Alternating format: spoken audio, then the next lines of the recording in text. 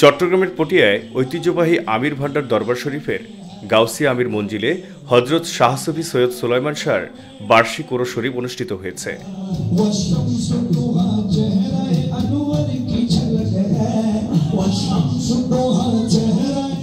বৃহস্পতিবার মাগরিব হতে সারা রাত পর্যন্ত গাউসিয়া আমির মঞ্জিলে মহাসমারোহ অনুষ্ঠিত হয়।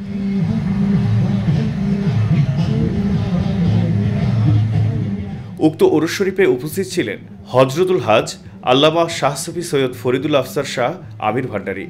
এতে আরও উপস্থিত ছিলেন দরবারের শাহজাদা মাওলানা সৈয়দ মোহাম্মদ মোকাররম আমিরি, আলহাজ শাহজাদা সৈয়দ মোর্শেদুজ্জামান আমিরি, শাহজাদা মাওলানা সৈয়দ মোদাচ্ছের রায়হান আমিরি।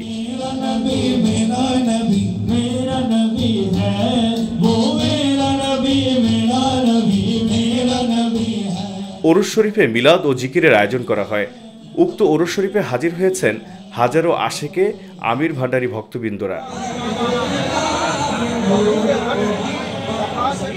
এদিকে মিলাদ মাহফিল শেষে আখিরি মোনাজাতের মাধ্যমে তবারক বিতরণের মধ্য দিয়ে উক্ত ওরস শরীফের সমাপ্তি ঘটে। জেলা নিউজ, নিরপেক্ষ।